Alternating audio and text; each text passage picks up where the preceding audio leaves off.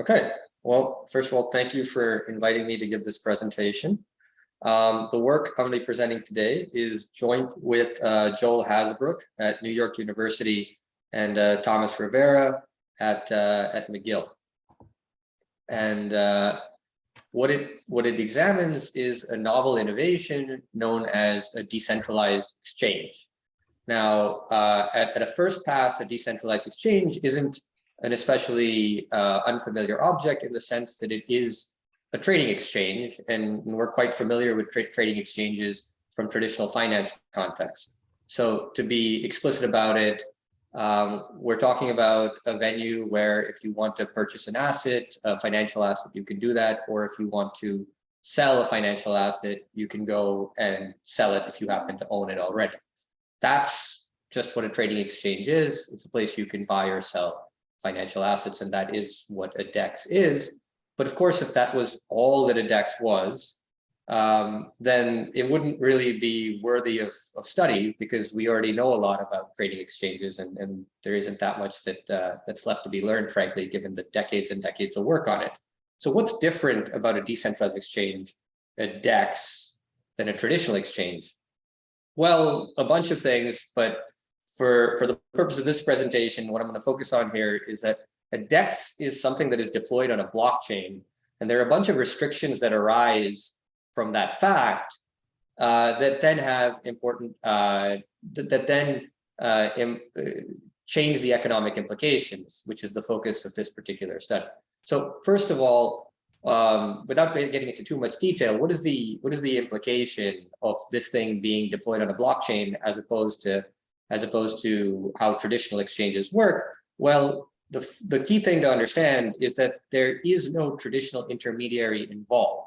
When you are trading with a DEX, what you're actually doing is you're just triggering a chunk of code that was deployed to a blockchain.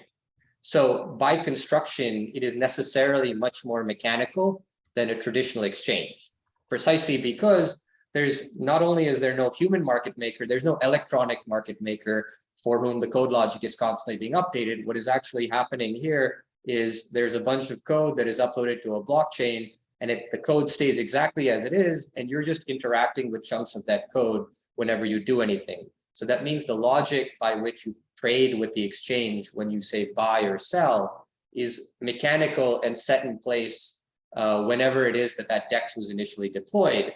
And so that changes things quite a bit from how you would think about a centralized exchange, because you sort of lose this element of discretion that you would typically have when you're dealing with either a human market maker or an electronic market maker that can be updated programmatically by a human being or human beings.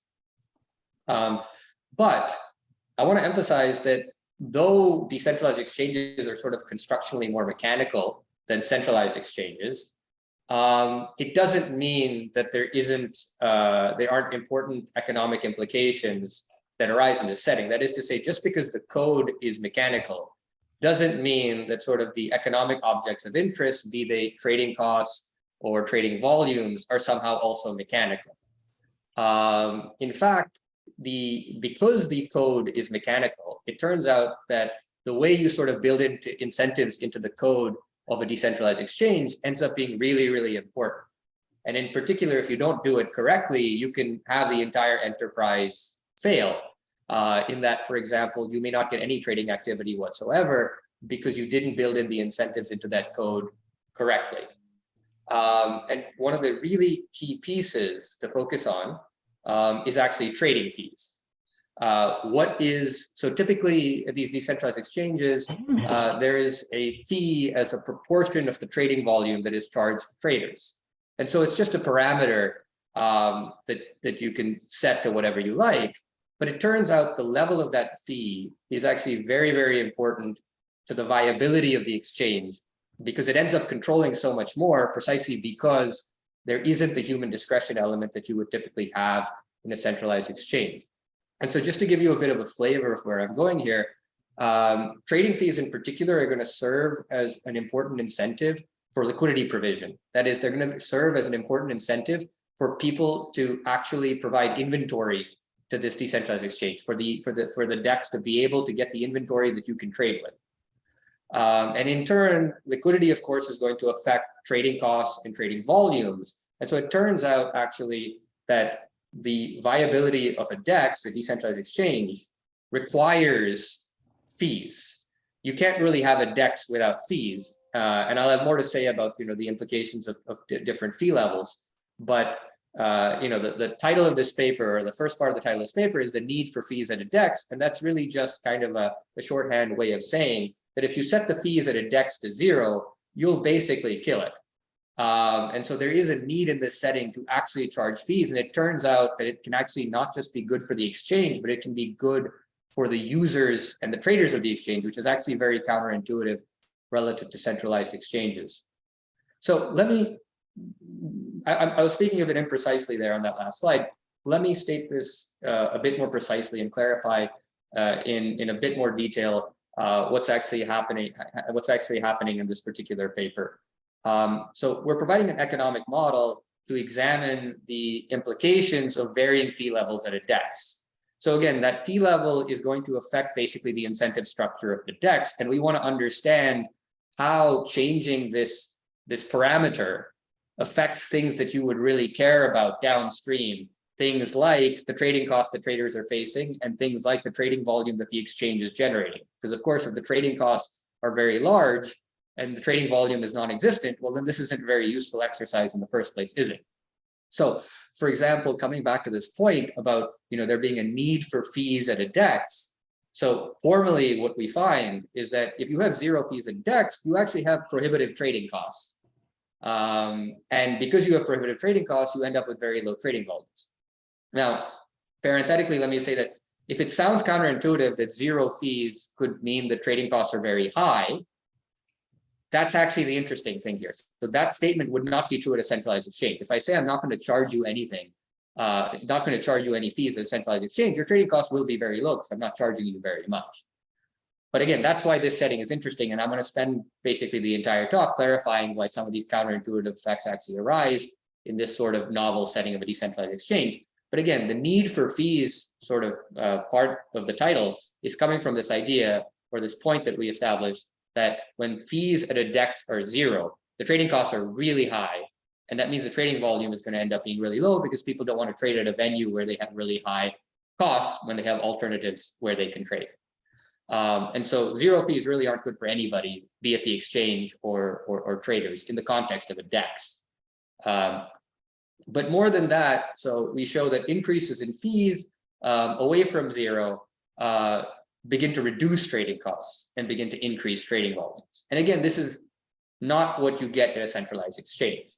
If I'm going to go from charging you 5 basis points as opposed to 0 basis points, normally you would think that that's going to be bad for traders in that they're paying an extra 5 basis points. So it must be more expensive to trade. And in fact, this is going to drive traders away. And in fact, you might imagine a centralized exchange. In fact, one recently did offer 0 fees specifically to sort of draw trading volume towards it. But it turns out in this decentralized exchange context, that doesn't make sense. If you set the fees to 0, you're basically going to have an enterprise that is not going to function because nobody's going to want to trade there because the costs are somehow going to be really, really high. And so you actually want to raise the fees off that. It'll actually be better for users to have non-zero, slightly positive fees. And it'll be better for the exchange in the sense that they'll have higher trading volume than having 0 fees. And so that's the main message of the paper. And I'm going to basically be spending this presentation clarifying why that is the case in this, this novel setting, which again is the setting is crucial. In a centralized exchange, you wouldn't get these sorts of results. So first, how is it that increasing fees can reduce trading costs? Well, the first thing to understand is that we're talking about total trading costs. We're not just talking about the amount you pay in fees. So if you want to think about the cost of trading, there are really 2 parts to it. One is the explicit fee that you pay, right? So if I am trading $100 and I have a 1% fee, just to make the math easy, that would mean that I would pay, my total fee that I'm paying is 1% of 100, which is $1. That's only one part of my total cost. There's another part of my total cost, which is the cost due to price impacts. And what I mean by that is that the execution price is not just some fixed value. when you trade, you tend to move the price against you. This is true both in centralized and decentralized exchanges, but the key point here is that there's not a fixed price for buying any asset. The more you trade, the price tends to go against you. And price impact is the extent to which the price moves against you. So for example, if buying 1 unit of the asset moves the price by 10%, that's a larger price impact than if it moves it only by 1%.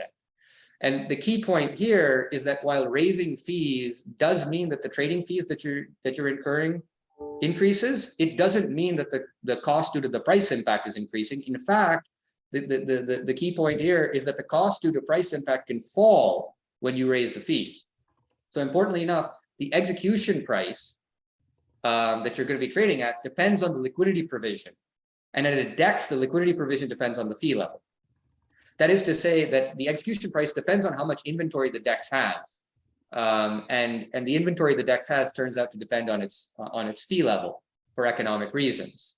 So what we're really saying here, what we're really showing here rather, is that a fee level increase can sort of increase the inventory at the DEX, that is improve the liquidity provision, and that makes the price impact smaller. So maybe before, trading that 1 unit was increasing the price by 10%, so it's moving against you by 10%, and now it's only moving against you by 1%.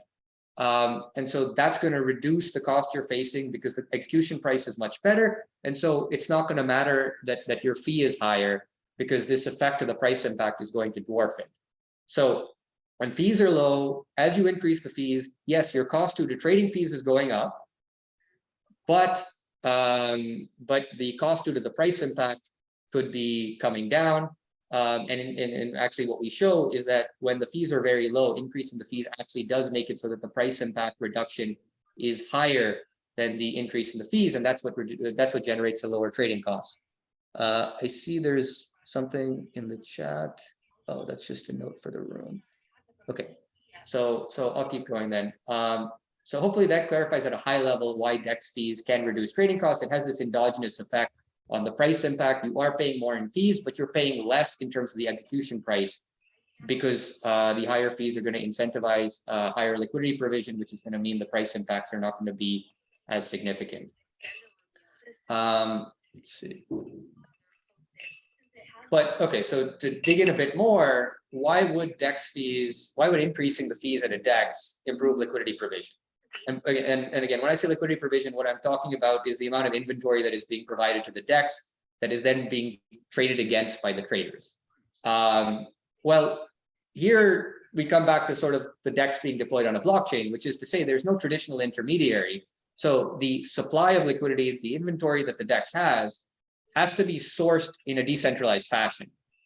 And specifically the way these DEXs source their inventory is they offer the trading fee revenue that they generate in exchange for inventory.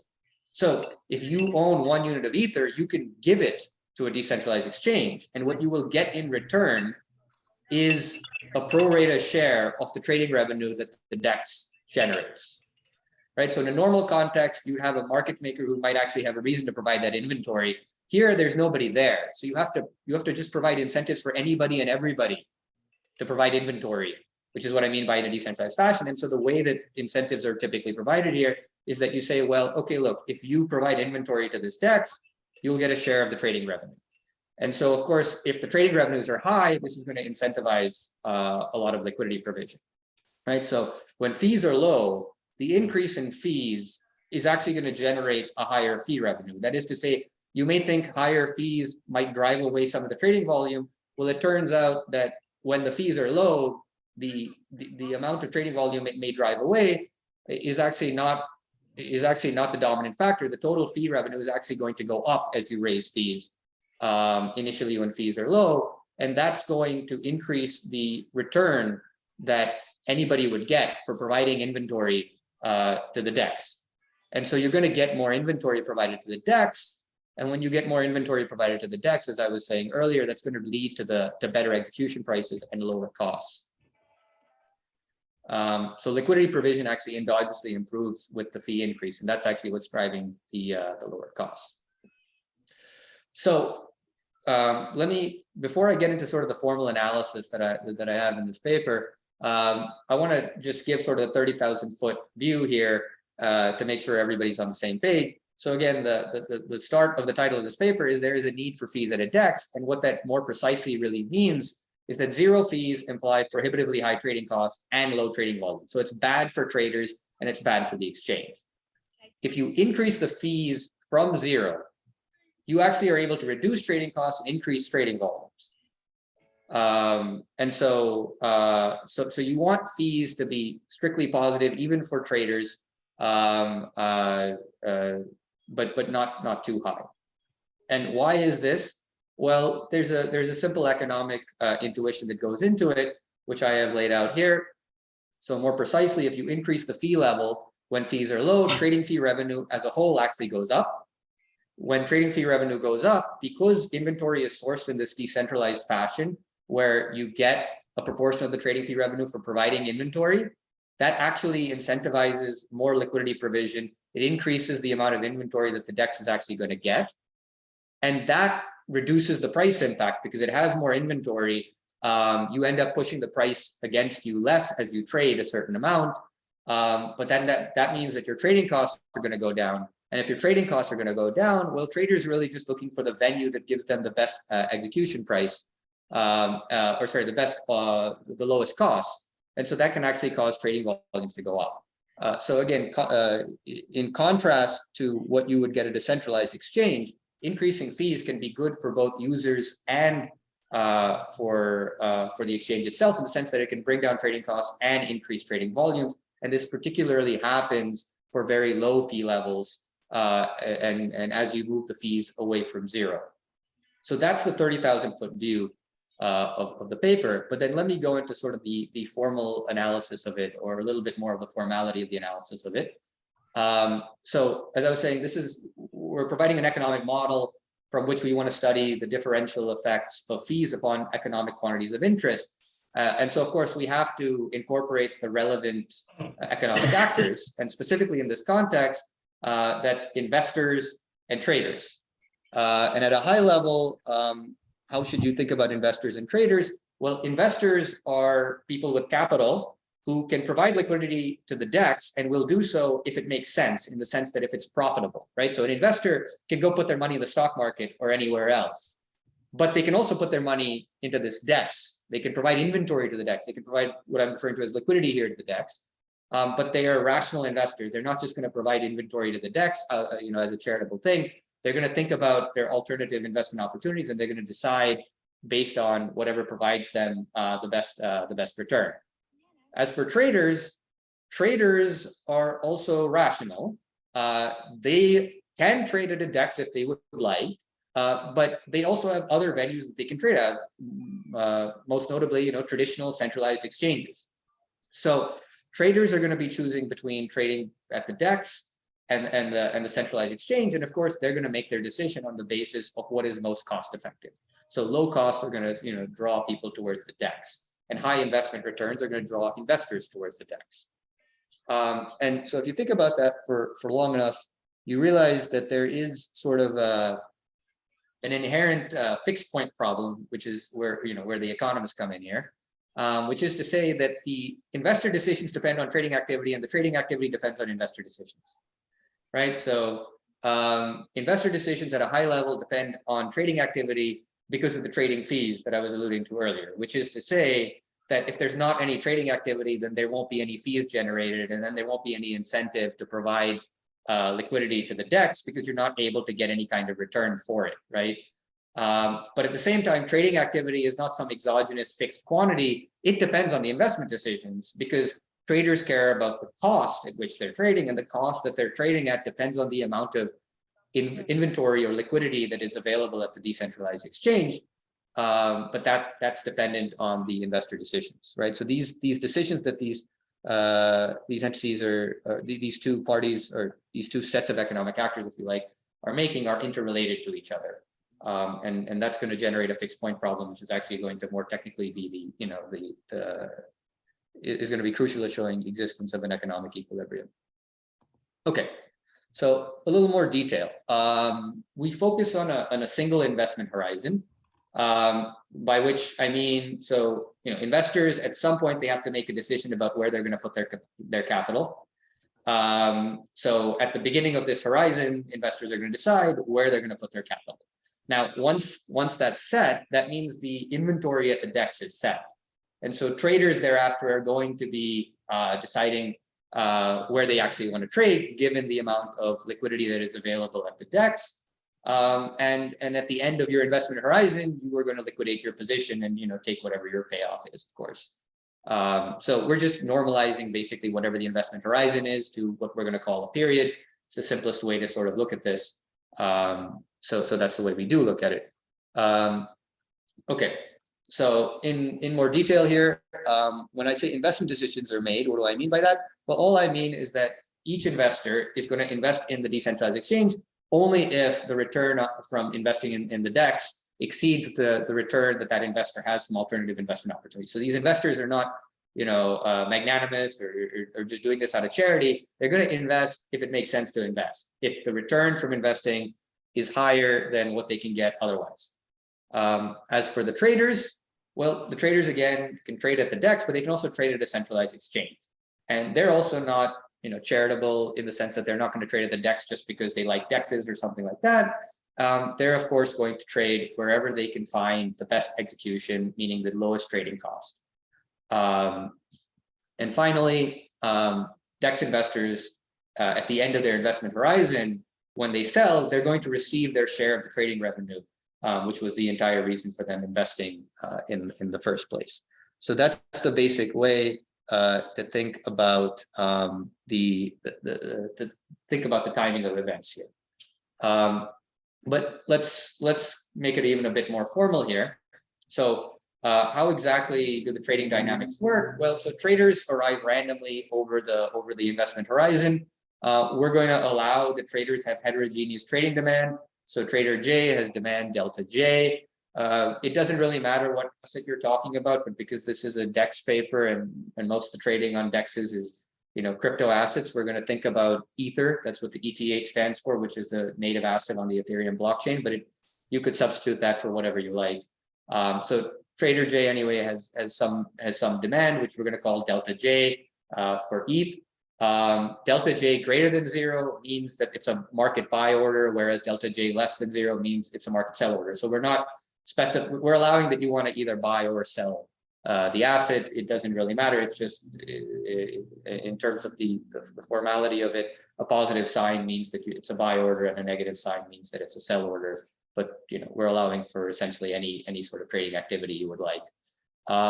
Okay, now formally, what is the trader's decision-making criteria? Well, the trader is just going to select the exchange that provides the trade at the lowest overall cost.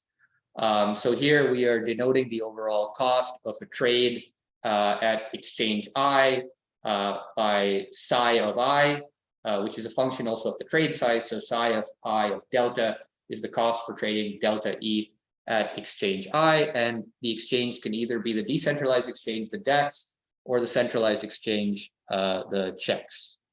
But of course, there's a lot that's going to go into that trading cost function, right? Because by itself it's a little bit opaque. So let's expand that a little bit. What actually goes into your trading costs? Well, as I was saying sort of in the introduction, but now with a bit more formality, there are really two components that go into trading costs. There's trading fees, and then there's the execution price. So the trading fees are very simple to think about, I think, right? Which is to say that, in this case, for example, again, let's just use some round numbers to make the math easy. If I'm going to be buying 100 ETH and the fee is 1%, that means that my fee is going to be 1% times 100 ETH, which is 1 ETH. Of course, Ether is not the thing that I think about, my net worth in terms of. I think in terms of dollars. So you have to multiply that 1 ETH by the value of ETH. And that's exactly what that first term is, right? The delta is the actual trading volume. The FI is the fee that the exchange is setting. So you multiply those together, you're going to get the amount of fee you're going to be paying in terms of the ETH or whatever asset you're trading it in. To get it into dollars, you multiply it by the value of ETH in dollars, and that's that first term. Again, fairly simple to think about if fees go up, that term is going to go up. If fees go down, that term is going to go down. But of course, the interesting thing here is that fees can go up so that that term goes up, yet total trading costs fall, which means there's some action coming from the other term, right? Because we know that higher fees are mechanically going to push up that trading fee term. So for the total trading cost to come down, it must be something is going on with the other term. And the other term is about the execution price, which is to say, again, that prices are not just, you know, some fixed value that that you get. In practice, when you trade, you tend to move the price against you. And so what you're really concerned about is moving the price against you too much, which is to say you're concerned about there being a high price impact.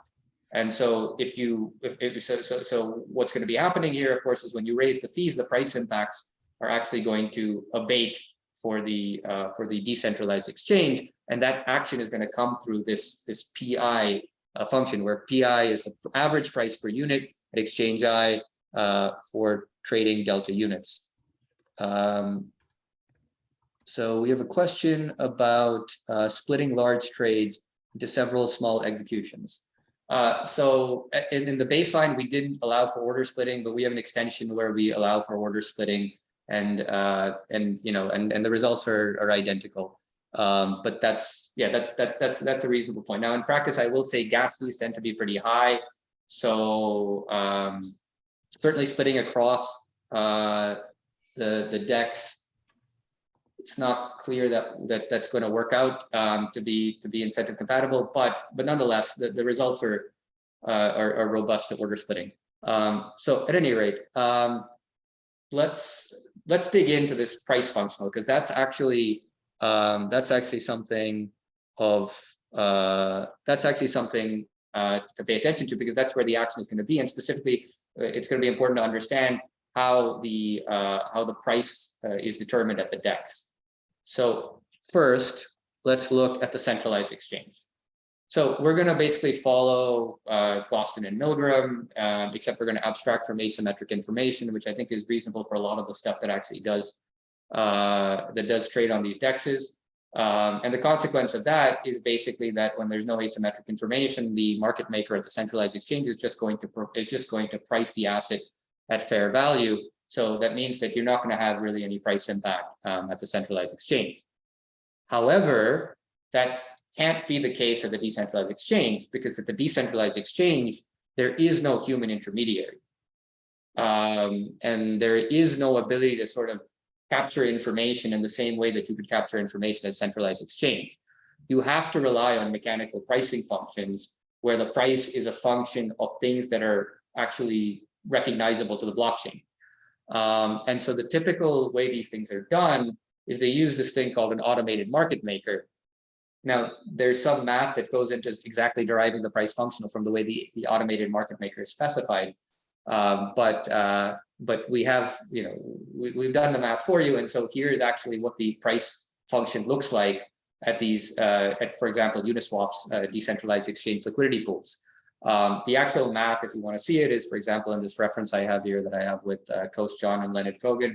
But the basic form, or the form is given here on the slide.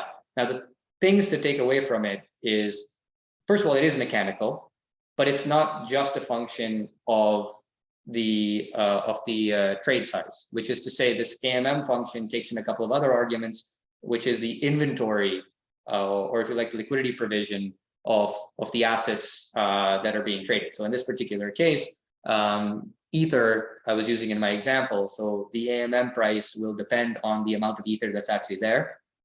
It will also depend on whatever you're trading the Ether against. So typically, if you are thinking of selling Ether at a decentralized exchange, you're going to be trading it for what's called a stable coin. So here I have USDC, which is, you know, probably the most widely traded stable coin on these decentralized exchanges. So there's a mechanical pricing function. It depends on the trade size that you have. It also depends on the inventory that the decentralized exchange has. And so this AMM pricing is actually the thing that is going to distinguish a DEX from a CHEX. And specifically, well, okay, so I guess some of this I just mentioned, but basically again, there's no intermediary, there's no traditional intermediary. And these DEXs are just code that's uploaded to a blockchain. So they're going to implement some kind of algorithm. And here we're taking the example of the most commonly used algorithm for these automated market maker functions.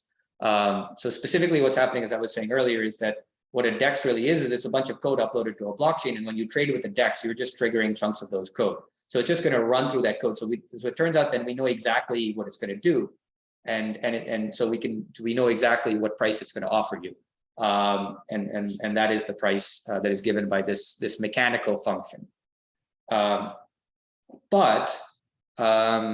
it's important to recognize that this mechanical function is not static, in the sense that it does depend on things that change over time. It does depend on dynamic quantities, and importantly, it depends on endogenous economic quantities, which is to say that the liquidity provision, the amount of ether that's available, and the amount of stablecoin that is available, that's going to affect the price.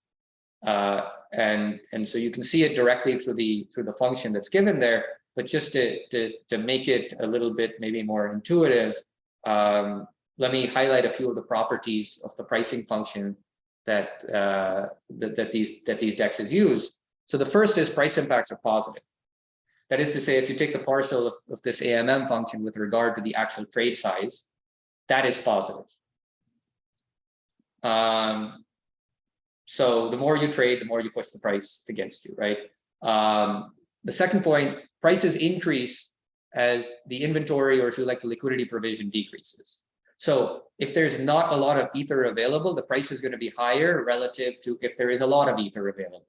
So if I'm a trader, it would be nice if there was a lot of ether available, if there was a lot of inventory available, because then I can get a lower price. And again, you can just see this directly from the function by taking a partial and checking the sign.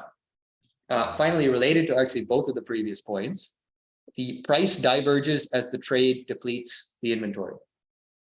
So if there are 10 ether, for example, in the liquidity pool at the DEX, and you try to buy all 10, your price is actually infinity.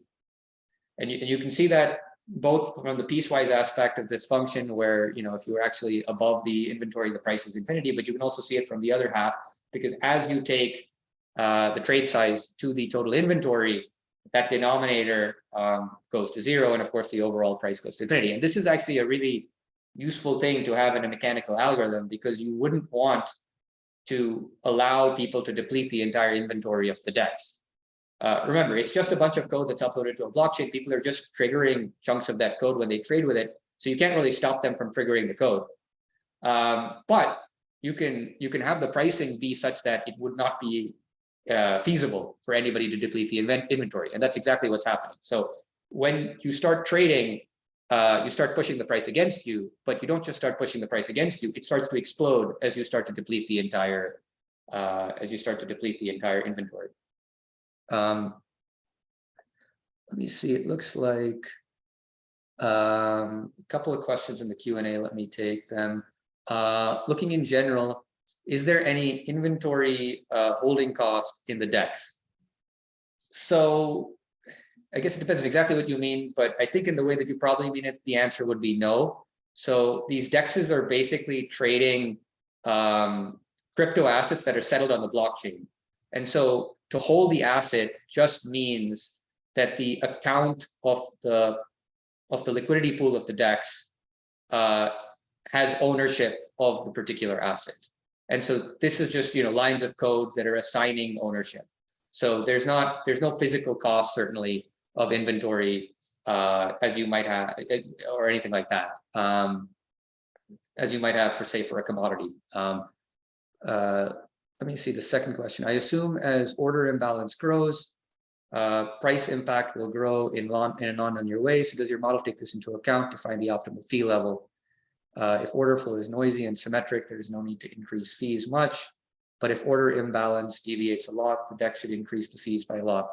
So we don't actually get into the exact optimal fee level. We show there is an optimal fee level, which is non-zero. We don't get into exactly pinning it down. But I think that's actually the natural next step to do, is to look at how these fees should vary depending on the different circumstances of different liquidity pools. But the general point about, for example, zero fees never being optimal is going to hold no matter what, no matter what the dynamics are, because essentially when there are no fees, you're not able to get enough liquidity provision, and the trading costs are just too high. So the question is really just like how large do you want to set the fees away from zero, and what's the objective? So for example, it's different to say you want to maximize trading volume versus saying you want to minimize trading costs.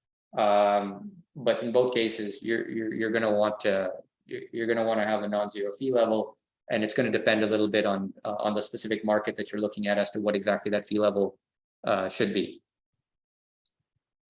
Okay. So let me keep going here. So I just did this digression about AMMs. So I want to clarify, come back and clarify a little bit of why I did that.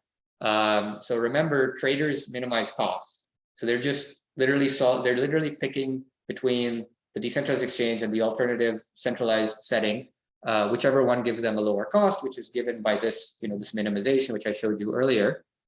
The crucial point, though, is that this total cost has two components. One is the fees, the other is the actual execution price. And the key point is the execution price at the DEX has a certain behavior. And we know it has this behavior because it's just a bunch of code, and so the behavior is deterministic. So we can always tell what the price is going to be before the fact. And specifically, the price at the DEX is determined by this automated market maker function, which itself determines the price based on three things. One is your trade size delta. That's how much you're asking to trade.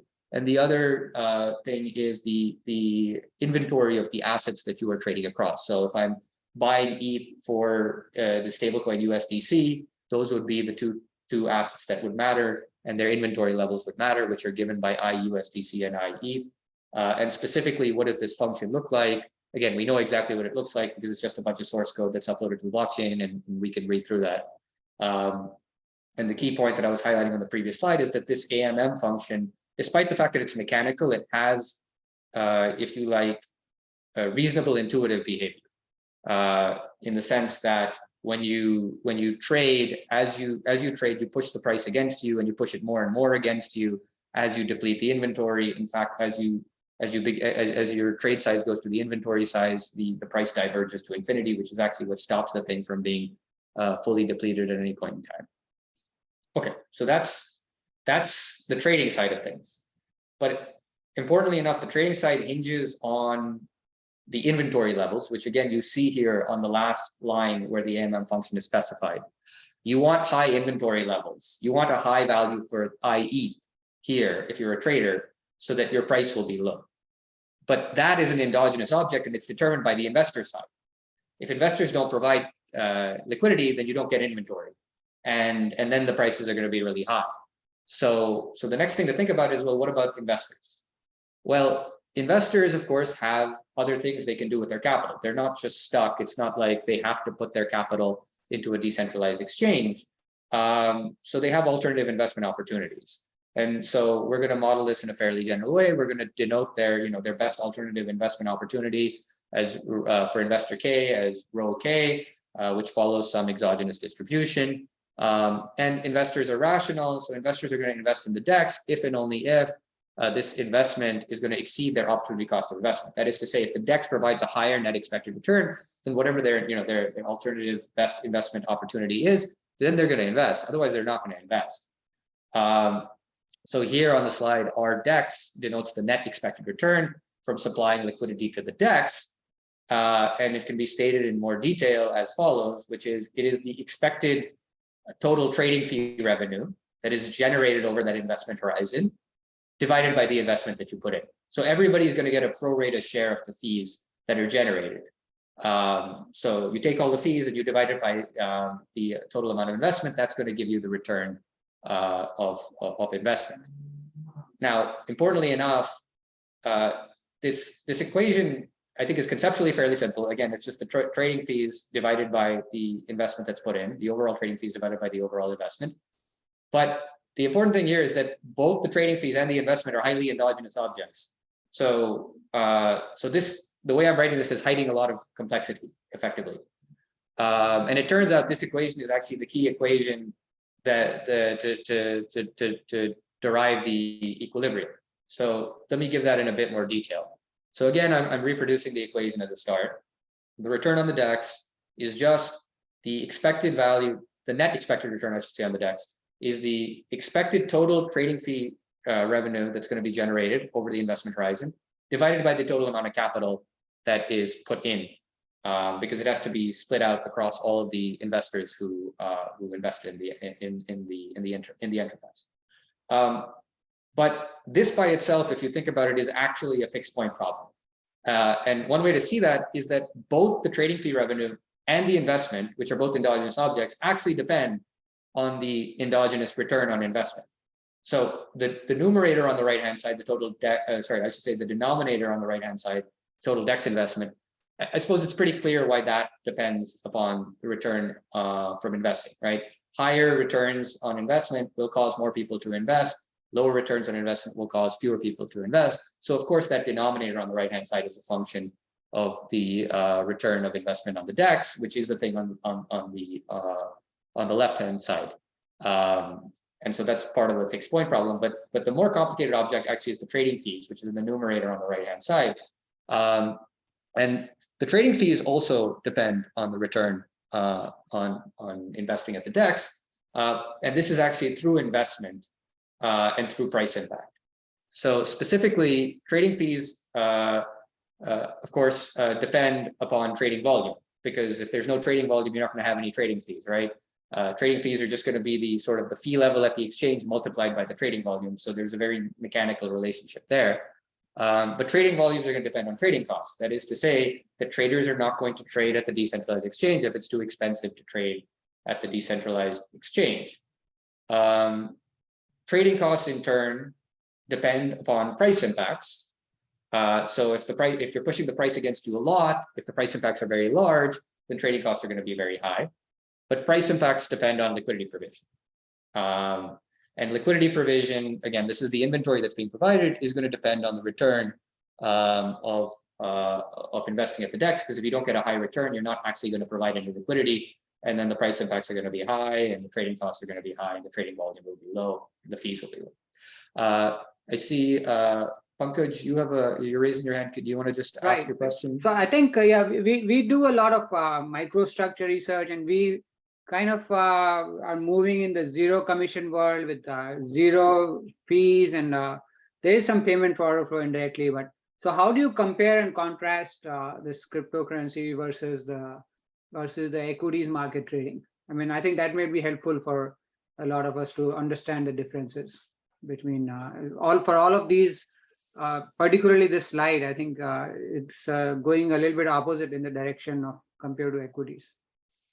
Yes. So, okay. So the way I would, if I'm going to give sort of a bit of a broader picture, even broader than this particular paper, just to help frame, I think, thinking about the DEX versus more traditional settings, which is partially, this is, let's say, this is going to be sort of a precise version of a broader concept that I want to try to sort of convey here, which is that because you don't have a sort of an entity that is running the exchange that would be incentive compatible to certain things in a DEX setting, you need to incentivize people to do those things that a centralized entity would do in the first place. And so the consequence for that is it ends up being sort of inefficient relative to, say, first best due to those reasons. Because this is sort of an even more general principle in decentralized finance, which is usually you need to provide incentives where it might have been incentive compatible just for whomever happens to be, running the thing to do it in the first place. And this is actually why, for example, there is a need for fees in this setting, because nobody's going to provide the inventory just for the sake of providing the inventory. And so in some sense, these settings are always suboptimal relative to first best, because you always have to, and there are examples in other DeFi settings too, but you always have to basically provide incentives for something to happen that you wouldn't have otherwise have required that to be the case. And to put it even more in context of this particular paper, I think there was a question about inventory costs, right? So if you were to imagine there was an inventory cost, then you would actually need a fee that would be at least above that, right? So another way to more generally think of what we're saying here is that the fees have to be above cost, because you need to provide an incentive for people in a decentralized fashion to provide the liquidity. In our model here, because we are abstracted from asymmetric information, there aren't inventory costs in that sense, and so the zero maps to the zero actually is the cost of the inventory, and so when we say non-zero fees, we mean fees above cost in a more general sense. So I would say that's a very general principle, which is when you have these decentralized settings, and certainly these DEX settings, you have to incentivize in a decentralized manner, which means that you're going to incur costs that you wouldn't have incurred in a centralized setting. And so if you take that and you say, well, okay, but then why do this stuff, right? If it's going to be inefficient, why should we care about these sorts of things? And I think the answer there is actually it's inefficient relative to first best, relative to a perfectly competitive market. It's not inefficient relative to, say, an oligopolistic market, right? So the trade-off is that because the source code is deployed on the blockchain and it's very difficult to change, you effectively have to fork the blockchain, which is really hard to do. You can get credible commitment so essentially you can get people tying their hands, and so you don't have to worry about potentially a market, an exchange becoming the dominant player and then using that to squeeze their customers out, right? So the fundamental trade-off that I would think of is, on the one hand, market power, where you can use this setting to combat market power. You can use the sort of the mechanical aspect of the difficulty to fork the blockchain to credibly commit to a pricing structure that you would not have been able to credibly commit to in a traditional setting, because it's not incentive compatible once you become, the monopolist to leave your fees wherever they were. That's sort of the advantage of the DEX setting, if you like. But there is a disadvantage. Decentralization comes with costs, which is you have to suddenly start to incentivize people to do things that you wouldn't have had to incentivize them to do if they were just a centralized intermediary that owned the entire enterprise. Does that help at all? Yeah, thank you. Yeah. Okay. So let me, so the point is, this equation is actually the key equation for establishing the equilibrium, and it actually captures both sides of the story, which is to say, we talked about traders, and so the numerator on the right-hand side is expected trading fees, which is a highly endogenous object, which I'm highlighting here, depends on the return on investment at the DEX, and the denominator is total DEX investment, which of course also depends on the return on investment. So you can mechanically, calculate these things, and what you ultimately get is that equation becomes this equation, which is, as I was saying, a fixed point problem. So so you have a bunch of exogenous objects in this equation. The only thing that's endogenous is the return on investment at the DEX, our DEX, which appears on both the left and the right-hand side. Just to remind you that G is a cumulative distribution function. So that means that it's increasing and bounded. And that turns out to mean that if you think about it, the right-hand side is linear, so increasing and not bounded. And then the left-hand side, our DEX, is linear, so increasing and not bounded. The right-hand side is at CDF, so increasing and bounded. That turns out to be very useful, of course, to showing existence. And even in sort of a fairly general class of CDF functions, we are able to show uniqueness of equilibrium, or I should say uniqueness of a non-trivial equilibrium, meaning an equilibrium where the DEX actually acquires some non-zero inventory. So we demonstrate existence and uniqueness of this thing, which then means that the equilibrium exists and is unique. And everything basically flows from there, because once you know the return on investment at the DEX, then you can just start computing everything else out of the model, things like trading volume and trading costs, and so on. So I'm going to get to my formal results now. Let's see. It's a question: do you consider a case where a subsample of initial investors are going to be also opportunistic? So we actually do in the model have opportunistic traders. I'm not necessarily sure if they are opportunistic in the sense that you would think of them as being opportunistic, but at a high level, basically, when people trade at the DEX, they can induce price dislocations because of the mechanical pricing function. And so we allow for opportunistic traders to basically come in and take advantage of the favorable trading levels. But I'm not sure if that's exactly what you're thinking of. So maybe that's something to take up after I get through my results here.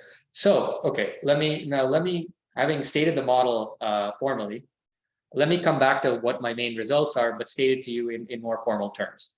So given that the equilibrium exists and it's unique, we can again start to compute endogenous objects. And specifically, one thing we're interested in is trading volume. Because when we say that there's a need for fees of the DEX, what we're saying is that, look, if you set the fees to 0, the trading volume is going to be very low, in fact, 0. And so we want to think about how this trading volume object varies as you change fees. So here, this T star F DEX is the equilibrium trading volume at the fee level exogenously given as F DEX. And so stating our main results in a slightly different way, what we're saying is that for low DEX fee levels, this T star of F DEX is actually going to increase. And then at some point, it's going to hit an interior optimum and it's going to start to decrease thereafter. So stating it in more formal terms, the derivative of this T star function is positive up to some F tilde, and thereafter it comes down. And so from a practical perspective, one of the really important points here is that there is an interior optimum if, for example, you are thinking about it from the exchange's perspective and maybe you want to maximize trading volume. There is an interior optimum, and so it is worthwhile to maybe think a little bit carefully about how you're setting this fee rather than picking around numbers. Because as a practical matter, if you look at what the levels that Uniswap has out there now, they're all fairly round numbers, and so when you see a round number, it's fairly likely that this is not something that came out of a careful optimization problem. But it might be worthwhile to think about that, given that there is a well-defined interior optimum, and it may vary, and probably does vary, in fact, by liquidity pool. So anyway, trading volumes are initially very low. When you increase the fees, they start to increase. That's very unusual compared to, say, a centralized setting. But then eventually they start to sort of become more normal in the sense that eventually increases in fees actually decrease the trading volume, as you would expect in, say, a centralized setting. Now, why does that happen? Why do increases in fees increase trading volume initially? Well, traders are rational. They're going to trade wherever they get the cheapest, the lowest cost. And so more formally, if you consider the marginal ETH buyer, again, ETH is just a placeholder for whatever asset you're interested in. But if you consider the marginal trader who's indifferent between trading at the centralized and the decentralized exchange, and you consider the trading costs of that particular trader, what we're showing is that the marginal trading costs decrease for that trader for low fee levels and increase for that trader for high fee levels. And why we're interested in the marginal trader here, because that's actually what determines trading volume. It's the guy who is indifferent suddenly deciding that, okay, now the DEX is much better than the centralized exchange. It's that guy going to the decentralized exchange that is going to push up the trading volume. The people who are interior, of course, are not going to affect the trading volume. So more formally, marginal trading costs, I've sort of been very vague about it to this point, but if you want to be formal about it, the marginal trading costs are going to decrease initially. They're going to hit an interior optimum, and then they're going to hit an interior optimum in the sense of a minimum, and then they're going to increase thereafter. Okay, now why does that happen? Why do trading costs fall? Well, this goes back to this point about price impacts, right? So the DEX has a pricing function that we know because it's in source code. It is an equilibrium object because it depends on the inventory levels, and those are equilibrium objects. So you're taking a mechanical pricing function and you're basically plugging in some endogenous equilibrium objects. But the point is, we can think about how this pricing function behaves as you change the trade size, which is the price impact, and then we can think about how that price impact changes as you change the fee level. So this lambda, it's, for example, Kyle's lambda, the price impact, just the change in the price as a function of the trade size, but we're actually doing another differential on top of that and saying, okay, so there's some price impact. How does the price impact change as we change the fee level at the decentralized exchange?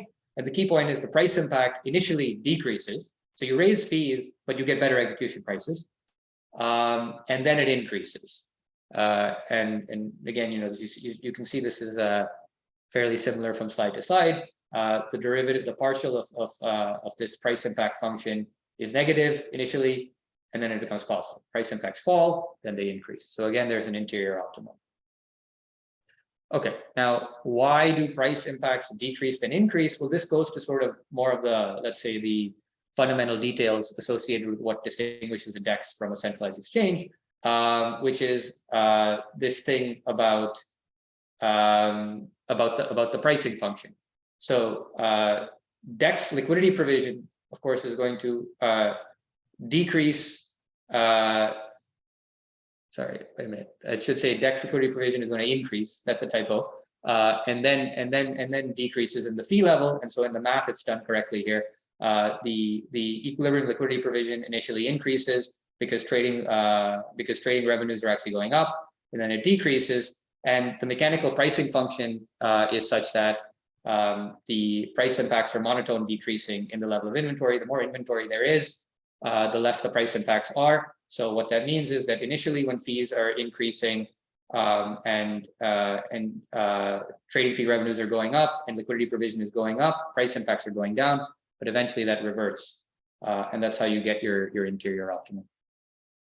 Okay, so just let me quickly summarize. So this is actually a repeat of the slide that I said earlier, was kind of the 30,000-foot view, but I want to remind you all in case you've forgotten.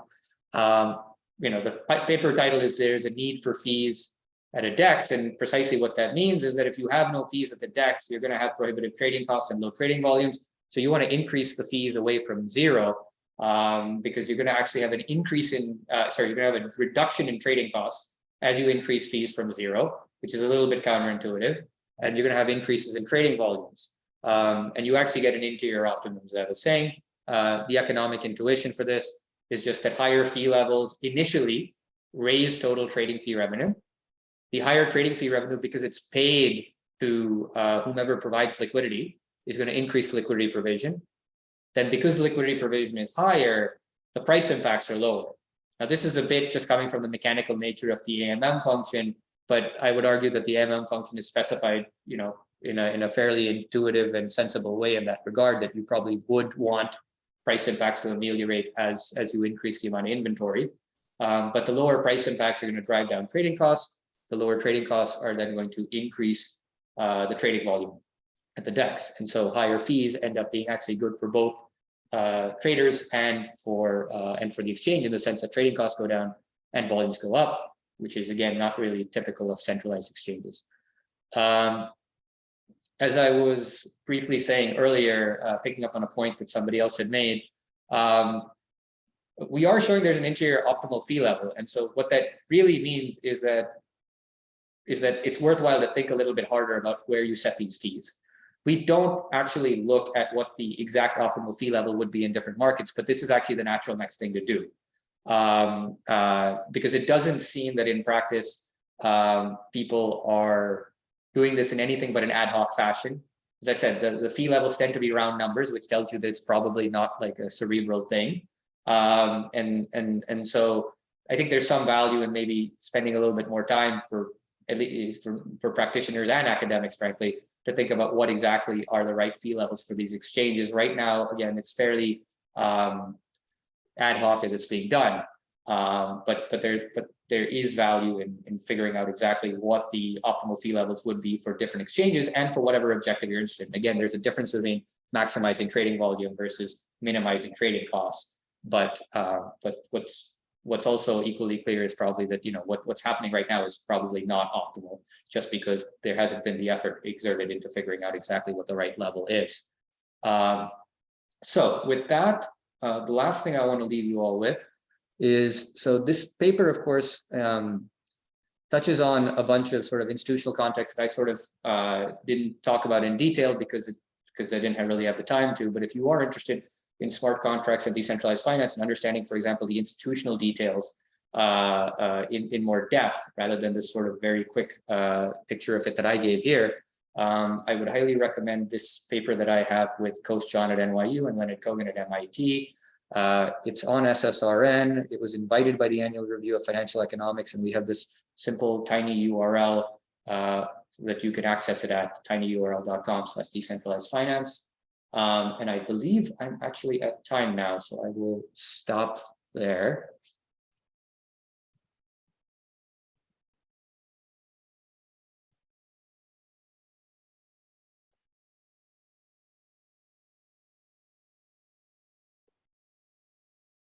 Great talk. Very engaging, very interesting. If anyone has any questions, if anyone has anything to say, please go ahead and take a moment to place it down in the chat or in the Q&A box at the bottom.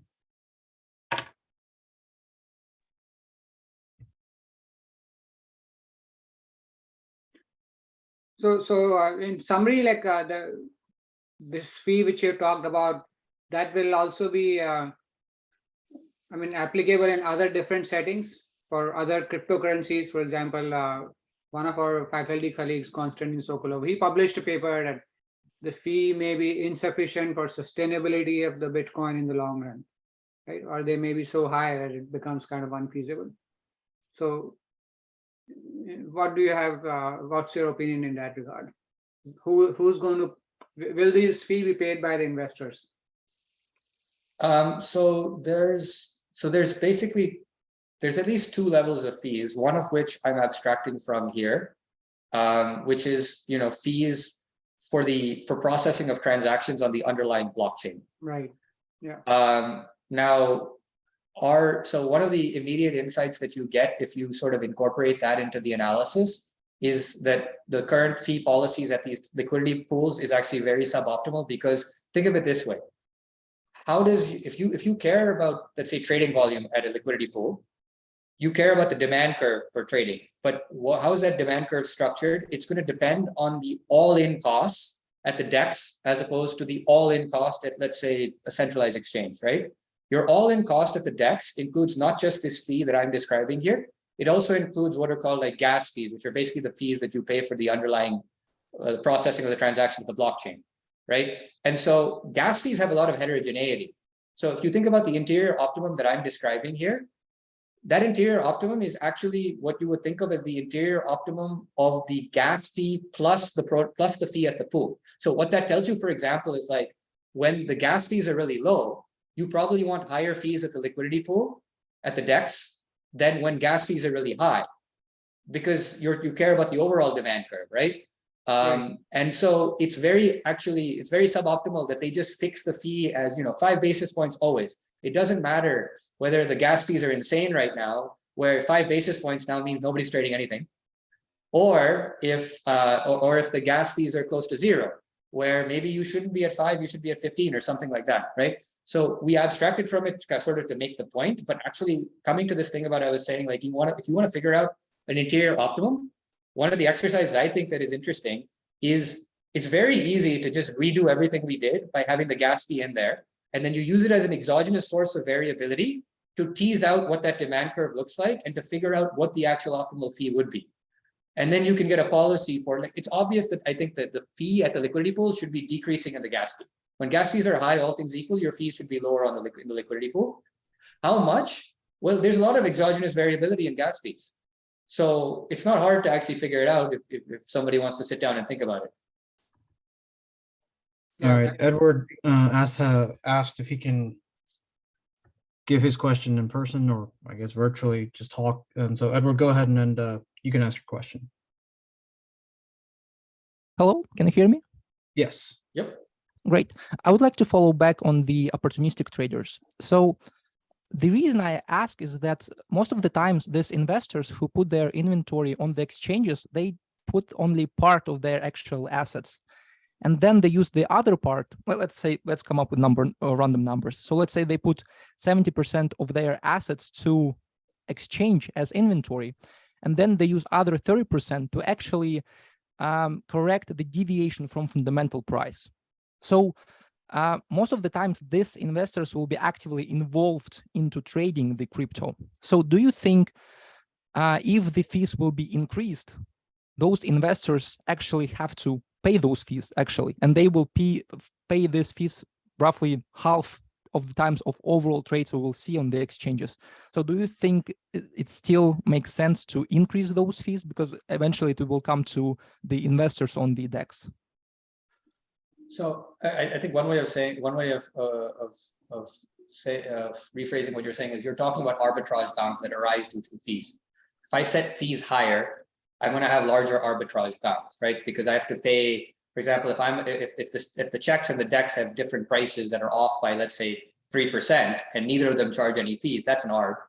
If they both charge fees that are 5%, that's not an arb because I'll pay 10% just doing the trades and I'm only getting 3% out of it, right? So if I raise the fees, in some sense, I might be increasing the likelihood of dislocations because I will make what would have cases that would have been previously arbitrages not be arbitrages anymore.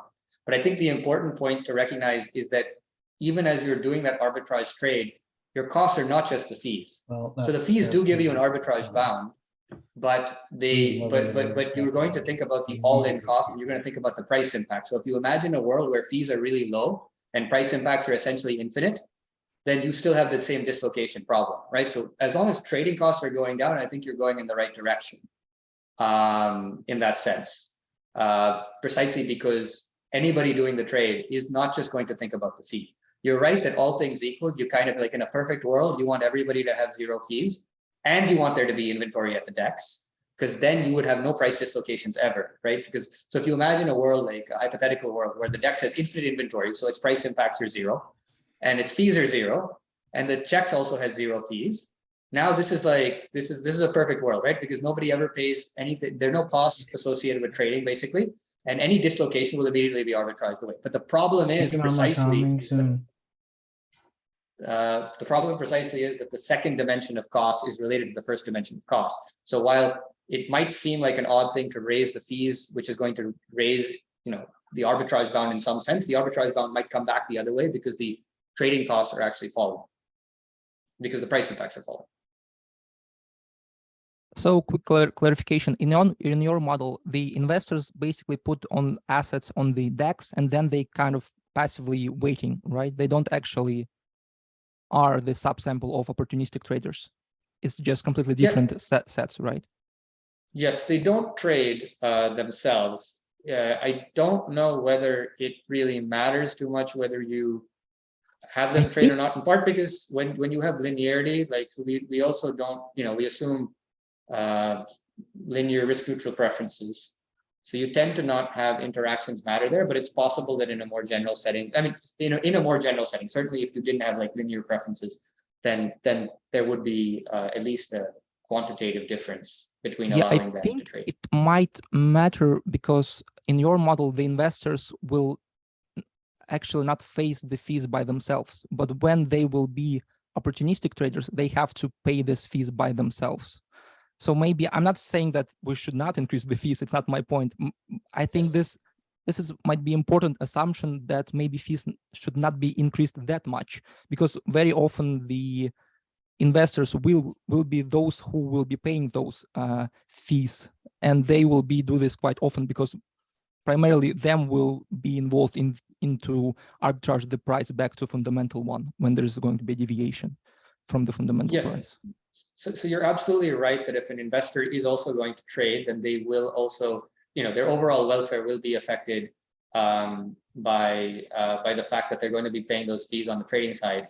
But so the thing is, if you have endogenously lower fees endogenously lower trading costs due to the higher fees, the investor is also going to prefer, right? Like the fact that, so if you imagine the trading costs would go down for everybody, that means it would go down even if the investor would be trading, right? So again, I think that the key point is what are total trading costs? Meaning, if that investor had to trade thereafter, let's just say one of the investors that's investing will trade later on in the period. What is that investor thinking about? Is that investor better off having lower trading costs overall or not?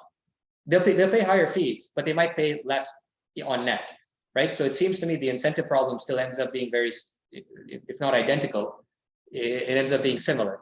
And that's why, again, I think you have to think about the overall trading cost from trading at the DEX. And the point is that can go down when the fees go up. Thank you.